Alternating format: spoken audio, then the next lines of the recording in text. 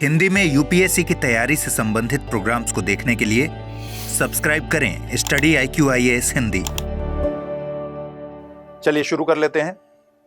आज हमें पढ़ना है संसदीय विशेषाधिकार। संसदीय विशेषाधिकार, जिसको हम प्रिविलेज कहते हैं, पार्लियामेंट्री प्रिविलेज, वो क्या है? दरअसल ये उन्मुक्तियां हैं, छूट दी गई हैं। क्यों छूट दी गई हैं? संसद को, संसद के सदस्यों को, संसद की समितियों को छूट दी गई है, या संसद में जो लोग बोलने के लिए अधिकार रखते हैं, जैसे अटॉर्नी जनरल, इन सबको कुछ विशेष छूट दी गई हैं, कुछ विशेष उन्मुक्तियां दी गई हैं। क्या वजह है? क्योंकि संसद की जो कार्यवाही है उसको सुचारू तरीके से चलाने के लिए ये बहुत ज्यादा जरूरी है कि वो स्वतंत्र रहे, वो उसका कामकाज प्रभावित ना हो। ठीक है, तो स्वतंत्रता के साथ बिना किसी बाधा के वो अपने कार्यवाही को सुचारू तरीके से चलाए, इसके लिए उसको कई तरह की छूट दी गई हैं, उन्मुक्तियां दी गई हैं, एडवांटेज दिए गए हैं। ठीक है, उन्हीं को हम कहते हैं क्या? विशेषाधिकार, संसदीय विशेषाधिकार। तो उससे जुड़ी हुई तमाम बातों को हमें समझना है। उन्मुक्तियां छूट के तौर पर, विशेष अधिकार के तौर पर विशेषाधिकार हम जानते हैं। किसको किसको है? दोनों सदनों को है, उनके सदस्यों को है, इनकी समितियों को है, साथ ही उन व्यक्तियों को जो इसकी किसी भी समिति में बोलने या हिस्सा लेने का अधिकार रखते हैं, उन्हें भी है।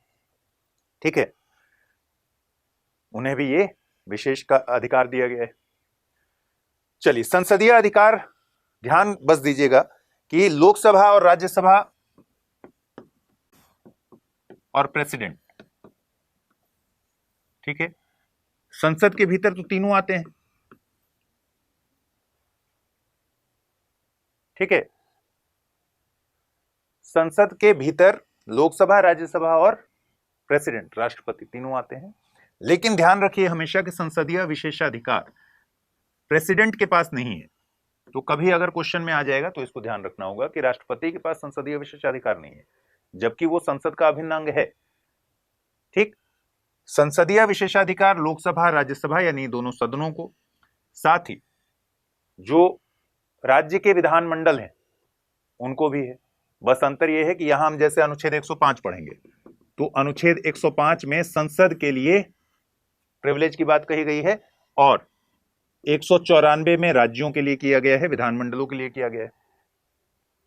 ठीक है, प्रेसिडेंट वाला पॉइंट आपको ध्यान में रखना है कि संसदीय अधिकार राष्ट्रपति के पास नहीं है, राष्ट्रपति के लिए नहीं है। दूसरा, इन संसदीय अधिकार, विशेषाधिकारों को, प्रिविलेज को कोडिफाई नहीं किया गया है। मतलब कहीं एक जगह कोई एक कानून बनाकर इनको कोडिफिकेशन नहीं किया गया है कि भाई ये एक कानून बना दिया गया है, इसमें जितने तरह के प्रिविलेज हैं सबको कोडिफाई कर दिया गया हो, ऐसा नहीं किया गया है। ठीक, संसदीय विशेषाधिकार का मकसद क्या था, क्यों दिया गया, ये एक इंपॉर्टेंट बात है भाई। जब संविधान सभा ने इसको तय किया होगा कि शामिल करना है, तो उसके पीछे क्या उनका मकसद रहा होगा? कार्य की स्वतंत्रता सबसे बड़ा मकसद, कि भाई संसद के कामकाज को, संसद को अगर स्वतंत्र तरीके से काम करने को ना मिले, ठीक है, उस पर मान लीजिए कि संसद के सदस्य हैं और वो तमाम तरह के मुद्दों को उठा रहे हैं, अगर उन पर बहुत सारे रेस्ट्रिक्शंस लगाए जाएं कि फ्लोर पर भाई आप ये नहीं बोलिएगा, आप किसी खास मुद्दे पर नहीं उठा सकते, इस पर्टिकुलर मुद्दे को नहीं उठा सकते, या उस पर कोई कही गई बात है आपकी, तो उसके लिए आपको कोर्ट भी जाना पड़ सकता है, हो सकता है कोर्ट आपको सुओ मोटो लेकर नोटिस कर दे। इस तरह का अगर दबाव रहेगा तो संसद के सदस्य कैसे उन्मुक्त होकर काम कर पाएंगे, अपनी बात रख पाएंगे, प्रश्न पूछ पाएंगे? ठीक है, तो संसद के कामकाज को तो स्वतंत्र रखना ही होगा और प्रभावी तरीके से काम करे, इसके लिए जरूरी है कि उनको कुछ उन्मुक्तियां दी जाए। संसदीय उत्तरदायित्व का निर्वहन करने के लिए ये उन्मुक्तियां दी गई हैं। सांसदों के कामकाज को बाधा रहित बनाना इसका मकसद है। तो ये 2-3 पॉइंट्स जो हैं वो उसके मकसद को दिखाते हैं। सांसदों के कामकाज को बाधा रहित बनाइएगा, तभी संसद के कामकाज को बाधा रहित बनाइएगा। हर्डल क्रिएट ना हो, उसकी डिग्निटी, कल को अगर संसद की मर्यादा के खिलाफ कोई काम करे और उसके लिए कोई प्रावधान ना हो तो दिक्कत की बात है। संसद के कामकाज में बाधा उत्पन्न हो और उसके लिए कोई प्रावधान ना हो, संसद के सदस्य कुछ बोल रहे हैं, कुछ सवाल उठा रहे हैं, उस पर कोई जाकर FIR कर दे कि भाई इन्होंने संसद में ये बात कही, इन पर FIR कर देते हैं, ठीक है, तो वो फिर संसद का कामकाज स्वतंत्र तरीके से नहीं चल पाएगा, इसलिए इनको उससे छूट दी गई है। कल को सांसद अगर संसद के फ्लोर पर अगर कोई बात कर रहा है, किसी कार्यवाही में हिस्सा लेने के दौरान कोई बात कर रहा है, उस आधार पर उसको किसी न्यायालय में नहीं ले जाया जा सकता। संसद के परिसर से किसी व्यक्ति की तब तक गिरफ्तारी नहीं हो सकती जब तक कि प्रिजाइडिंग ऑफिसर उसके लिए अनुमति न दे दे। ये सब हम आगे समझेंगे, ठीक है। तो ये सारे मकसद हैं जो आपको नोट करने। चलिए आगे बढ़े, उससे पहले मैं एक बार बता दूं, अमृत उपाध्याय 007 इंस्टा पर और अमृत उपाध्याय 007 टेलीग्राम चैनल है, इस पर आप मुझसे जुड़ सकते हैं। अगर आप आईएएस की तैयारी करते हैं तो आपके पास है एक सुनहरा मौका। आईएएस की संपूर्ण तैयारी को ध्यान में रखकर स्टडी आईक्यू लेकर आया है नया फाउंडेशन कोर्स, जिसमें आपको कराई जाएगी प्रीलिम्स से लेकर इंटरव्यू तक की पूरी तैयारी। फाउंडेशन कोर्स में आपको 1000 घंटों से ज्यादा की live classes, 1-to-1 mentorship, daily current affairs, test series, CSAT की क्लासेस, प्रीलिम्स और मेंस रेजिडेंशियल प्रोग्राम और इंटरव्यू गाइडेंस प्रोग्राम तो मिलता ही है, साथ ही सबसे बड़ी सुविधा के तौर पर आपको मिलती है प्रीलिम्स पास करने पर पूरी फीस वापस की गारंटी। इसके अलावा टेस्ट में टॉप करने पर आपको हर महीने मिलेगा 11,000 रुपीज जीतने का मौका। तो तुरंत कीजिए अमृत लाइव कोड का यूज और जुड़िए सबसे कम प्राइस में हमारे बैच के गोल्ड, प्लैटिनम और डायमंड प्लान के साथ। अगर फिर भी कुछ कंफ्यूजन हो तो डिस्क्रिप्शन में दिए गए लिंक पर क्लिक कर दीजिए या फिर amrit@studyiq.com पर मुझे मेल कर दीजिए। अब है संसदीय विशेषाधिकार के स्रोत क्या हैं। मैंने जैसा कि कहा, संसदीय विशेषाधिकार कहीं कोडिफाई नहीं किया गया है। कोई एक ऐसा कानून नहीं है जिसको आप उठाएं कि भाई इस एक्ट में सारी चीजें मिल जाएंगी, संसदीय विशेषाधिकार के सारे प्रावधान मिल जाएंगे, या फिर उनका हनन होगा तो उसमें क्या प्रावधान किए गए हैं, किसको कुछ सजा मिलेगी, क्या मिलेगा क्या नहीं मिलेगा, ऐसा कुछ कोडिफिकेशन नहीं है। तो एक जगह कुछ भी नहीं किया गया है। तो कई सारे सोर्स हैं जिससे संसदीय विशेषाधिकार आ रहे हैं। इसमें से पहला सोर्स अगर बात करें तो संवैधानिक उपबंध है, जो अनुच्छेद 105 में मैंने अभी बताया कि संसद के लिए विशेष अधिकार की बात की गई है, जिसमें संसद, संसद के सदस्य, समितियां, ये सारी सब कुछ इसमें शामिल है। और सेम बात की गई है राज्य के विधानमंडलों के लिए 194 में, स्टेट लेजिस्लेचर के लिए 194 में, एकदम सेम प्रावधान है, ठीक है। फिर संसद द्वारा निर्मित जो अनेक विधियां हैं, कई सारे कानून हैं, जिसमें कहीं कहीं जिक्र आएगा कि भाई संसदीय विशेषाधिकार वहां से आ रहा है, तो ये भी एक सोर्स है। सदनों के नियम, ये भी सोर्स हैं जहां से प्रिविलेज के कई सारे प्रोविजंस आते हैं। इसी तरीके से संसदीय परंपरा सबसे बड़ा सोर्स। बहुत सारे प्रिविलेज तो संसदीय परंपरा में चले आ रहे हैं, ठीक है, वो इवॉल्व हुए हैं और चले आ रहे हैं। फिर न्यायिक व्याख्या में अगर कोई बात आए तो न्यायिक व्याख्या से भी विशेषाधिकार समझे जा सकते हैं। तो कई सारे सोर्स हैं, क्योंकि कोडिफाइड नहीं है, ठीक। तो अलग अलग सोर्स हैं। मेन सोर्स क्या है? संवैधानिक उपबंध अनुच्छेद 105 संसद के बारे में और स्टेट लेजिस्लेचर के बारे में 194। संसद द्वारा निर्मित जो विधियां हैं वो भी सोर्स हैं। सदनों के नियम वो भी सोर्स हैं इन विशेषाधिकारों के। जैसे सदनों के नियम में भी तो बहुत सारी चीजें ऐसी बताई गई हैं जो विशेषाधिकारों से संबंधित हैं, ठीक है। जैसे मान लीजिए अगर कहा गया है कि असंसदीय भाषा का प्रयोग नहीं करना है, तो इस प्रिविलेज में यह भी है, ठीक। संसदीय परंपरा से बहुत सारी चीजें आई हैं और न्यायिक व्याख्या तो है ही। 105 देख लीजिए, 105 को समझ लीजिए तो फिर बात आगे समझ में आएगी। आर्टिकल 105 कहता है संसद के दोनों सदनों की तथा उसके सदस्यों और समितियों की शक्तियां। क्या क्या लिखा हुआ है? शक्तियां नहीं, सॉरी, शक्तियां और विशेषाधिकार आदि। तो सदनों की, उनके सदस्यों की, समितियों की शक्तियां, विशेषाधिकार आदि के बारे में आर्टिकल 105 है। अब इसके बेयर एक्ट से हमने लिया है तो इसको एक एक करके पढ़ेंगे। इस संविधान के उपबंधों और संसद की प्रक्रिया का विनियमन करने वाले नियमों और स्थायी आदेशों के अधीन रहते हुए, संविधान के उपबंधों, संसद की प्रक्रिया का विनियमन करने वाले नियमों और स्थायी आदेशों के अधीन रहते हुए संसद में वाक स्वातंत्र्य होगा। कहने का मतलब क्या है कि संसद में फ्रीडम ऑफ स्पीच है, ठीक है, वाक स्वातंत्र्य है। लिमिटेशंस ये हैं कि संविधान के उपबंधों के अधीन रहना है। संसद की प्रक्रिया का विनियमन करने वाले जो रूल्स हैं, नियम हैं, ठीक है, प्रक्रिया को रेगुलेट करने वाले रूल्स जो हैं उनके अधीन रहना है। स्थायी आदेश अगर आए हैं उनके अधीन रहना है। इसका कहने का मतलब सिर्फ ये है कि कुछ ऐसे रूल में भी चीजें होंगी, जैसे मैंने अभी बताया कि भाई लोकसभा के रूल में लिखा हुआ है कि सांसद जो हैं वो असंसदीय भाषा का प्रयोग नहीं करेंगे,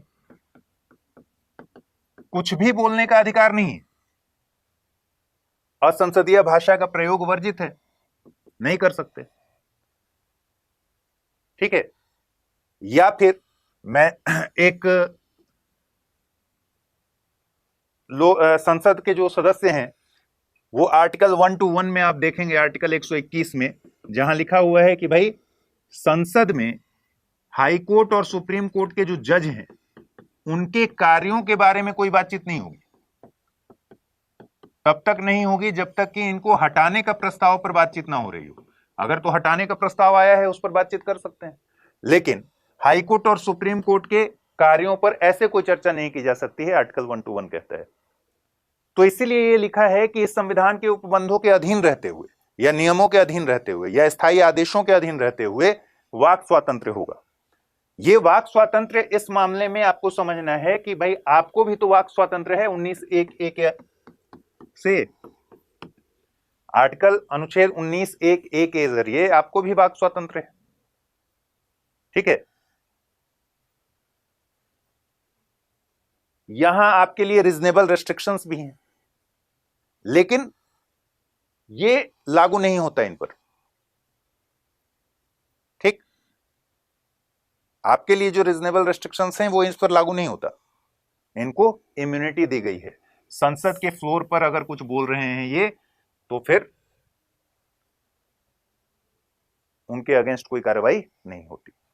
संसद में या उसकी किसी समिति में संसद के किसी सदस्य द्वारा कही गई किसी बात पर या किसी मत के संबंध में उसके विरुद्ध किसी भी न्यायालय में कोई कार्यवाही नहीं की जाएगी, ठीक है। और किसी व्यक्ति के विरुद्ध संसद के किसी सदन के प्राधिकार द्वारा या उसके अधीन किसी प्रतिवेदन पत्र, मतों या कार्यवाहियों के प्रकाशन के संबंध में इस प्रकार की कोई कार्यवाही नहीं की जाएगी। तो पहला तो दे रहा है कि भाई संसद में इन सब के अधीन रहते हुए संसद में वाक स्वातंत्र्य होगा, फ्रीडम ऑफ स्पीच होगा संसद में। और दूसरा क्या कह रहा है? दूसरा कह रहा है कि भाई संसद में या उसकी किसी समिति में जो भी बातें की जा रही हैं, बोली गई हैं, या कोई वोट दिया गया है संसद के सदस्य द्वारा, तो उसके विरुद्ध किसी भी न्यायालय में कोई कार्यवाही नहीं की जा सकती है। किसी व्यक्ति के विरुद्ध संसद के किसी सदन के प्राधिकार द्वारा या उसके अधीन किसी प्रतिवेदन पत्र, मतों या कार्यवाहियों के प्रकाशन के संबंध में इस प्रकार की कोई कार्यवाही नहीं की जाएगी, ठीक है। और तीसरा क्लॉज क्या कह रहा है 105 का 3 कि अन्य बातों में संसद के प्रत्येक सदन की और प्रत्येक सदन के सदस्यों और समितियों की शक्तियां, विशेषाधिकार और उन्मुक्तियां ऐसी होंगी जो संसद समय समय पर विधि द्वारा परिनिश्चित करे, ठीक है। दो तो बता दिया कि भाई वाक स्वातंत्र्य होगा और किसी भी मत या बात के लिए किसी न्यायालय में कोई कार्यवाही नहीं की जा सकती है। बाकी अन्य बातों में क्या करना है? संसद विधि द्वारा निश्चित कर सकती है ये शक्तियां, विशेषाधिकार और उन्मुक्तियां। संसद के पास ये शक्ति है कि वो कोडिफाई करे, विधि बनाए और उसके तहत निश्चित कर दे कि भाई संसद उसकी जो संसद के प्रत्येक सदन की और प्रत्येक सदन के सदस्यों और समितियों की शक्तियां क्या होंगी, क्या विशेषाधिकार होंगे। उसके लिए चाहे तो संसद इसको विधि बना ले, लेकिन कोडिफाई अभी नहीं हुआ है, ये बात ध्यान पे रखना है।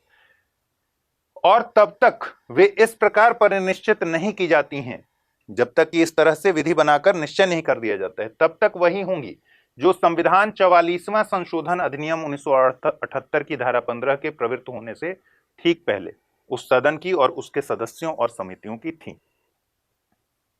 अब इसको जरा सा आप समझिए 105 का 3।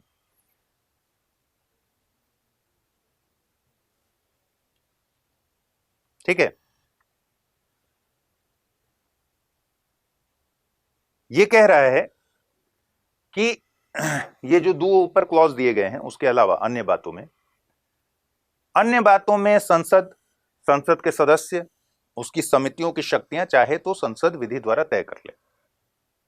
ठीक है, संसद विधि द्वारा तय कर सकती है, और जब तक संसद ऐसा कोई कानून नहीं बनाती है तब तक इस मामले में वही प्रावधान लागू होंगे जो 44वां संविधान संशोधन 1978 के पहले की स्थिति थी। तो दरअसल पहले 44वां संविधान संशोधन की धारा 15 के प्रवृत्त होने के पहले यहां लिखा हुआ था कि हाउस ऑफ कॉमन्स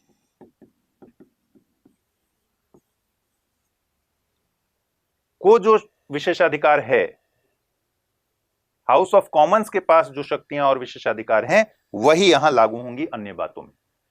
लेकिन यह बहुत आलोचना की अपने आप में बात है कि हाउस ऑफ कॉमन्स भारतीय संविधान में जिक्र ही क्यों किया गया। विशेषाधिकारों के मामले में 105 क्लॉज 3 अगर यह जिक्र करता है कि भाई हम 2 क्लॉज बता रहे हैं आपको कि संसद में वाक स्वातंत्र्य होगा, दूसरा संसद में किसी सदस्य द्वारा कुछ बोले जाने या मत दिए जाने के अगेंस्ट कोई भी न्यायालय में कोई मामला नहीं चलेगा, न्यायालय में प्रश्नगत नहीं किया जाएगा, और तीसरा कि अन्य बातों में संसद विधि बना सकती है, कोडिफाई कर सकती है कि क्या संसद और उसके सदस्यों की, उसके समितियों की शक्तियां होंगी, उसके विशेषाधिकार होंगे, इस बारे में विधि बना सकती है। लेकिन जब तक ऐसी विधि नहीं बनती है तब तक हाउस ऑफ कॉमन्स में जो प्रावधान चला आ रहा है वही यहां भी चलेगा। तो 44वें संविधान संशोधन के जरिए आप समझ रहे हैं, इंडिया के संविधान में हाउस ऑफ कॉमन्स का जिक्र है, 105(3) में जिक्र था 1978 तक। 1978 में इसको हटाया गया, और हटाकर क्या कर दिया गया, वही बात लेकिन दूसरी भाषा में। यहां सिर्फ हाउस ऑफ कॉमन्स का एक्सप्रेशन हटा है। क्या कहा गया है कि भाई 44वां संविधान संशोधन के धारा 15 के प्रवृत्त होने से ठीक पहले उस सदन की और उसके सदस्यों और समितियों की थी। ठीक है, एक बार फिर से पढ़िए, अब आपको समझ में आएगा कि अन्य बातों में संसद के प्रत्येक सदन के सदस्यों और समितियों की शक्तियां, किसकी बात हो रही है, प्रत्येक सदन के सदस्यों और समितियों की शक्तियां, विशेषाधिकार और उन्मुक्तियां कैसी होंगी, ऐसी होंगी जो 44वां संविधान संशोधन अधिनियम 1978 की धारा 15 के प्रवृत्त होने से ठीक पहले उस सदन की और उसके सदस्यों और समितियों की थी। और ठीक पहले क्या था, इन सबको वही विशेषाधिकार, शक्तियां, उन्मुक्तियां मिली हुई थी जो हाउस ऑफ कॉमन्स के पास था। ठीक है, और उसके सदस्यों के पास था। ठीक, बात स्पष्ट है।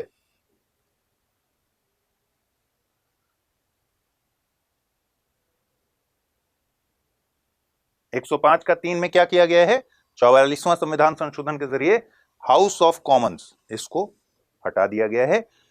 कंडीशन सेम है कि जब तक संसद ऐसी विधि नहीं बना लेती तब तक 44वां संविधान संशोधन अधिनियम 1978 की धारा 15 के प्रवृत्त होने के पहले की सारी शक्तियां इन लोगों के पास रहेंगी, विशेषाधिकार रहेंगे, उन्मुक्तियां रहेंगी। और पहले वाला क्या है, हाउस ऑफ कॉमन्स वाला है। ठीक, चलिए, जिन व्यक्तियों को इस संविधान के आधार पर संसद के किसी सदन या उसकी किसी समिति में बोलने का और उसकी कार्यवाहियों में अन्यथा भाग लेने का अधिकार है, उनके संबंध में खंड 1, खंड 2 और खंड 3 के उपबंध उसी प्रकार लागू होंगे जिस प्रकार वे संसद के सदस्यों के संबंध में लागू होते हैं। बताइए, आर्टिकल 88 क्या कहता है, अनुच्छेद 88 क्या कहता है। कल ही मैंने क्वेश्चन में आपसे इस पर बातचीत की थी। ये किसके बारे में बात हो रहा है, जिन व्यक्तियों को इस संविधान के आधार पर संसद के किसी सदन या उसकी किसी समिति में बोलने का और उसकी कार्यवाहियों में अन्यथा भाग लेने का अधिकार है। किन लोगों को अधिकार है, अनुच्छेद 88 में किन लोगों के बारे में बताया गया है कि उनको अधिकार है। कल हमने यूपीएससी के प्रीवियस ईयर क्वेश्चन में इस बात को देखा था ना, जिसमें आया था कि बोलने का अधिकार है, हिस्सा लेने का अधिकार है, और लास्ट में लिखा था मत देने का अधिकार है। तो उसमें से कौन सा सही नहीं है।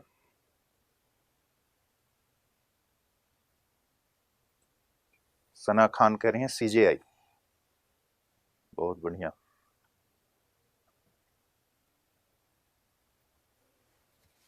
जल्दी जल्दी बताइए भाई।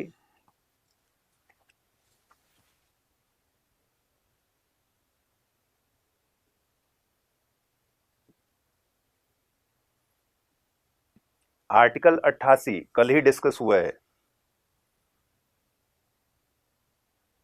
Ministers and attorney general. Minister क्यों? मिनिस्टर हो सकता है भाई कि लोकसभा से संबंधित है, राज्यसभा में प्रोसीडिंग चल रही है, राज्यसभा में उस मिनिस्टर को किसी प्रश्न के जवाब के लिए जाकर वहां शामिल होना है। निश्चित तौर पर यह लोकसभा का तो मेंबर है, राज्यसभा का मेंबर नहीं है, लेकिन यह कार्यवाहियों में हिस्सा लेने के लिए जाएगा, वहां बोलने के लिए जाएगा, वहां वोट नहीं डालेगा, क्योंकि आर्टिकल 88 बहुत स्पष्ट कहता है कि मत नहीं डालेगा, बाकी बोलेगा, कार्यवाहियों में हिस्सा लेगा, उसमें कोई समस्या नहीं है। दूसरा, अटॉर्नी जनरल, महान्यायवादी, ठीक है, अटॉर्नी जनरल ऑफ इंडिया कार्यवाहियों में भाग लेगा, बोलेगा, बट वोट नहीं डालेगा, ठीक है। और जैसा मैंने बताया कि 105 की तरह ही 194 है स्टेट लेजिस्लेचर के बारे में, तो वहां भी क्या है, अगर काउंसिल, वहां विधान परिषद है अगर जिन राज्यों में, उसके मेंबर्स जाकर विधानसभा में बोल सकते हैं, वोट वहां नहीं डालेंगे, कार्यवाहियों में हिस्सा ले सकते हैं। और वहां भी जैसे यहां अटॉर्नी जनरल है, वहां क्या है, महान्यायवादी जैसे है केंद्र के स्तर पर, ठीक है, स्टेट लेवल पर कौन जाएगा हिस्सा लेने?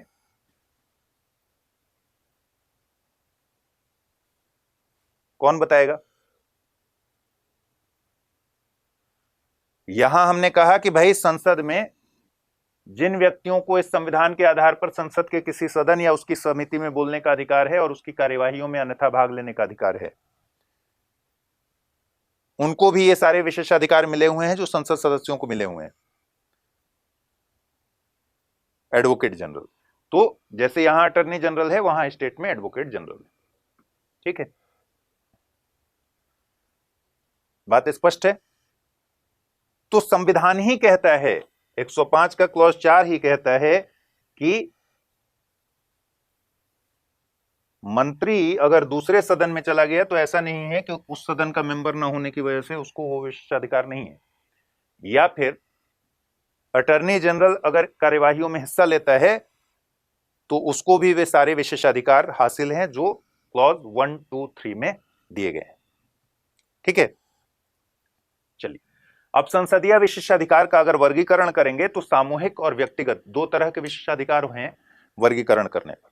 सामूहिक विशेषाधिकार किसको मिलेगा? संसद, दोनों सदनों को सामूहिक विशेषाधिकार है, और व्यक्तिगत विशेषाधिकार संसद के सदस्यों को है। सामूहिक विशेषाधिकार में देखेंगे तो संसद को रिपोर्ट, वाद विवाद और कार्यवाही को प्रकाशित करने का अधिकार है, ठीक है। क्या कर सकती है संसद? भाई अपनी रिपोर्ट्स को प्रकाशित कर सकती है, अपनी कार्यवाहियों को लाइव दिखा रहा है संसद टीवी, ठीक है, अधिकार है उसका, विशेषाधिकार है। तो अपने रिपोर्ट को, अपने वाद विवाद को, अपनी कार्यवाही को प्रकाशित करने का अधिकार है, और दूसरे को प्रकाशित करने से रोकने का भी अधिकार है, दूसरों द्वारा इसको प्रकाशित न करने का भी अधिकार है, ठीक है। महाधिवक्ता नहीं होगा सर, महाधिवक्ता होगा, महाधिवक्ता को ही अंग्रेजी में कहते हैं, जैसे अटॉर्नी जनरल महान्यायवादी होता है, ठीक है। ध्यान यहां रखने वाली क्या बात है कि संसद के सामूहिक विशेषाधिकार में यह भी शामिल है कि संसद दूसरों को अपनी रिपोर्ट, अपने वाद विवाद, अपनी कार्यवाहियों का प्रकाशन करने से रोक सकती है, यह उसके पास विशेषाधिकार है, ठीक। दूसरा, वो चाहे अगर तो अपनी कार्यवाही में से किसी एक्सटर्नल व्यक्ति को बाहर कर सकती है। किसी एक्सटर्नल को मतलब, अब जैसे महान्यायवादी कह सकती है कि भाई आप चले जाइए, आपका यहां काम नहीं है, ये गुप्त तरीके की मीटिंग है, और किसी बैठक को गुप्त घोषित करने का भी उसको अधिकार है, ठीक है। कार्यवाही के संचालन के लिए, कार्यवाही के संचालन या कार्य के प्रबंध के लिए, उसको मैनेज करने के लिए रूल्स बनाने का अधिकार क्या है? विशेष अधिकार, प्रिविलेज है। तो कार्यवाहियों के संचालन और कार्य के प्रबंध के लिए नियम बनाने की शक्ति भी उसके विशेष अधिकार में है, सामूहिक विशेष अधिकार में। फिर किसी सांसद की बंदी, अवरोध अपराध सिद्धि, कारावास या मुक्ति संबंधी सूचना उसको तत्काल मिले, ये उसका सामूहिक विशेषाधिकार है। सदनों के पास अपने मेंबर्स की सूचना तुरंत मिलनी चाहिए, ठीक है।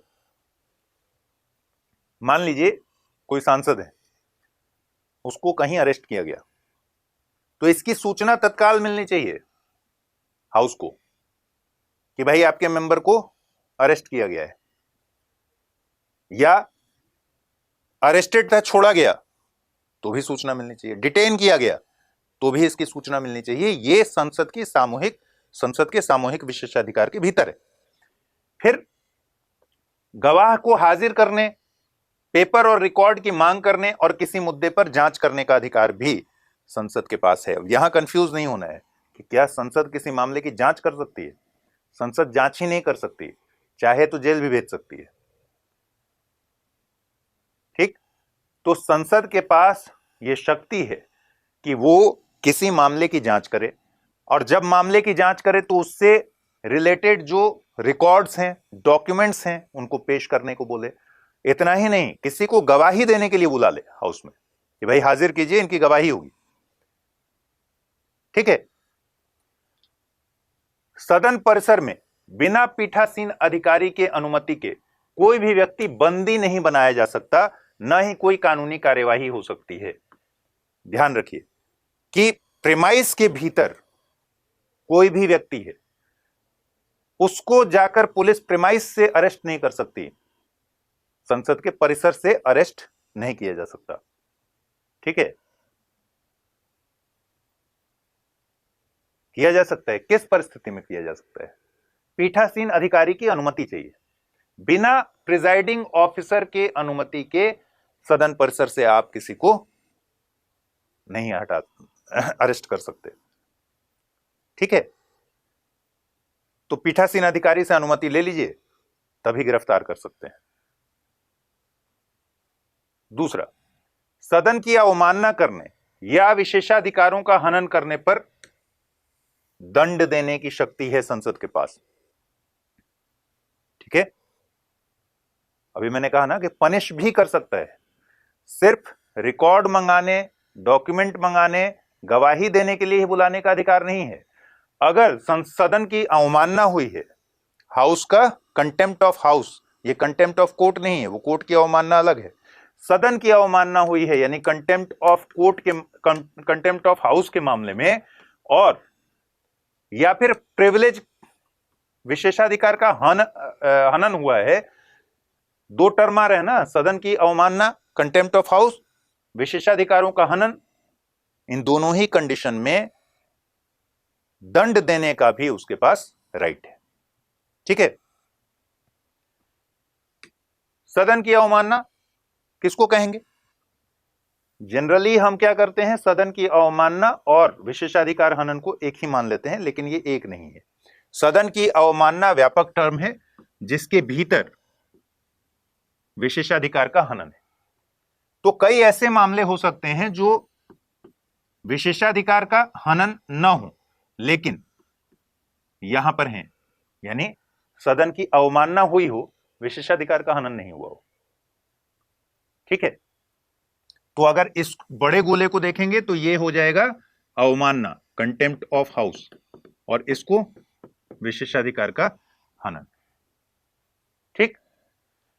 तो भाई सदन की अवमानना किसको कहते हैं, पहले यह समझ लेते हैं। अवमानना का मतलब क्या है? कोर्ट की अवमानना किसको कहते हैं? Contempt of court. उसी तरीके से सदन की अवमानना किसी तरह का काम जो सदन के सदस्यों, सदन या फिर इसके अधिकारियों के काम में बाधा डालने पर डाले, या सदन की मर्यादा और प्राधिकार के विरुद्ध कार्य हो।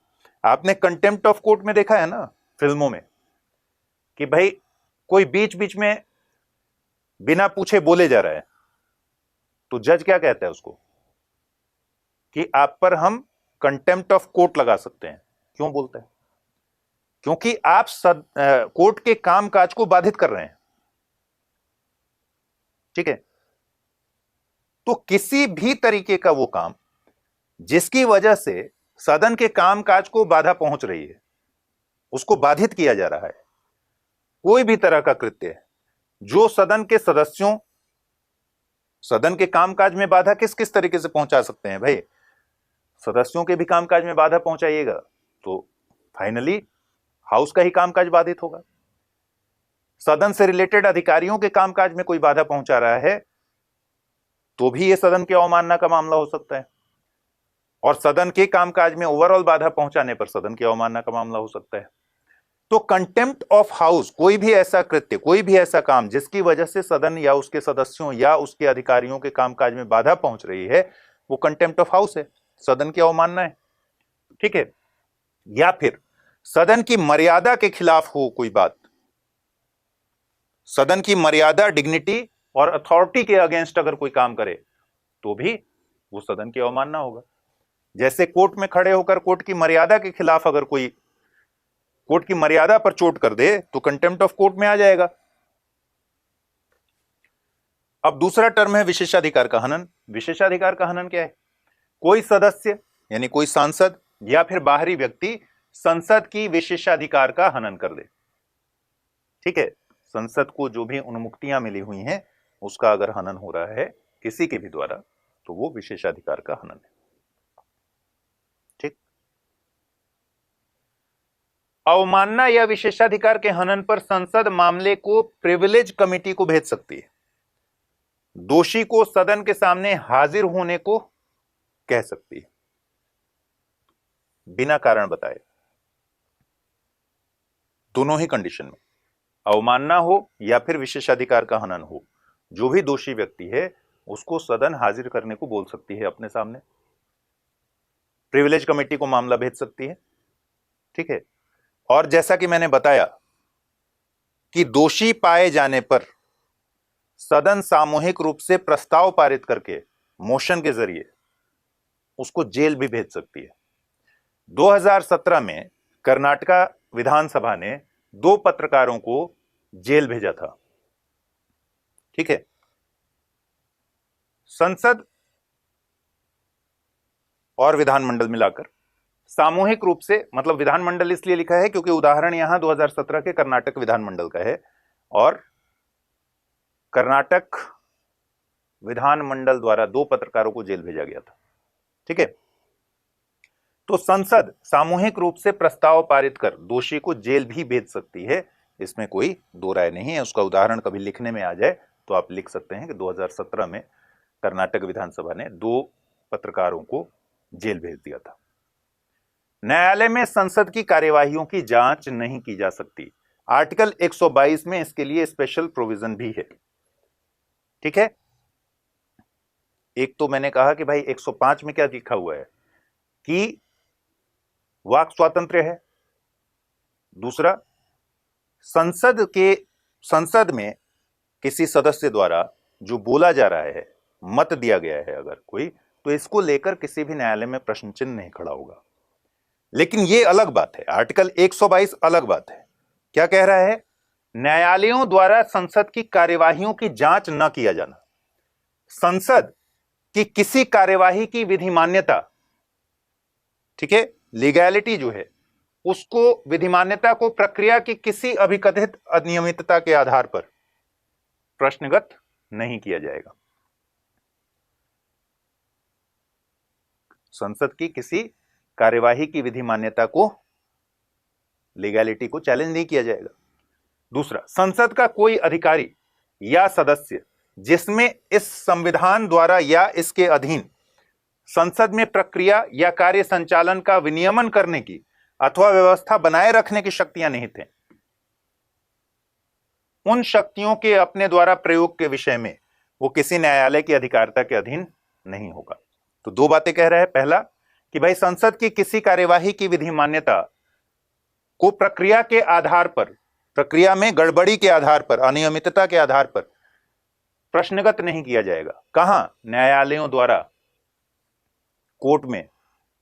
कोर्ट संसद की किसी भी कार्यवाही को इस आधार पर प्रश्नगत नहीं करेगा, उसकी विधि मान्यता को प्रश्नगत नहीं करेगा कि प्रक्रिया में इरेगुलरिटी हुई है या अनियमितता बरती गई है। ठीक है।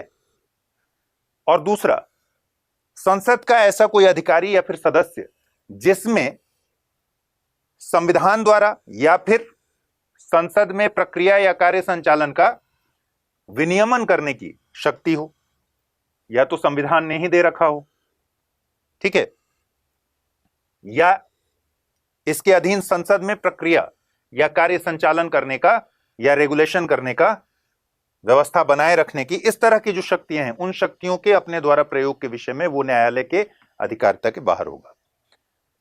लेमन में समझिए कि भाई, एक पहली बात कि संसद की कार्यवाही को न्यायालय में विधिमान्यता उसकी प्रश्नगत नहीं होगी कि प्रक्रिया में कुछ इरेगुलरिटी हुई है। और दूसरी बात, संसद ने जिस संविधान के जरिए या जैसे भी शक्ति अगर किसी के पास है, किसी सदस्य के पास है या फिर किसी अधिकारी के पास है कि वो इन चीजों की व्यवस्था करे, कार्य संचालन का विनियमन करे, ठीक है, या फिर व्यवस्था बनाए रखने की शक्तियां उसमें हैं, वो अपने काम के लिए किसी न्यायालय में प्रश्नगत नहीं होगा, उससे सवाल नहीं पूछा जा सकेगा। चलिए, व्यक्तिगत विशेषाधिकार। व्यक्तिगत विशेषाधिकार में क्या है? पढ़ाई के फ्लो में और इसको स्पष्ट कीजिए। पढ़ाई के फ्लो में मतलब एक क्लास की बात हो रही है या पूरे अभी तक की बात हो रही है? मतलब जल्दी जल्दी पढ़ाना चाहिए, ये कह रहे हैं आप? बस्ती सिटी बॉयज, पहले तो अपना नाम करिए ना ठीक। बस्ती सिटी बॉयज क्या होता है?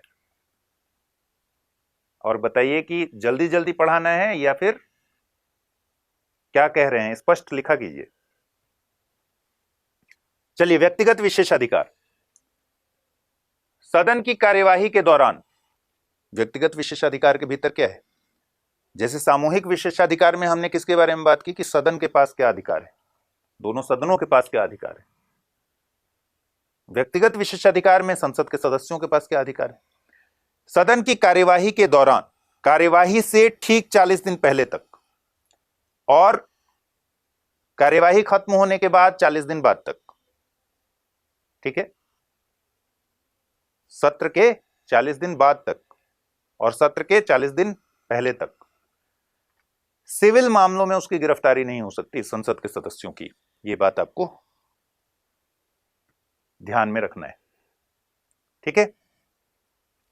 सदन की कार्यवाही के दौरान 40 दिन पहले और 40 दिन बाद तक, प्रोरोगेशन के 40 दिन बाद तक सिविल मामलों में गिरफ्तारी नहीं हो सकती।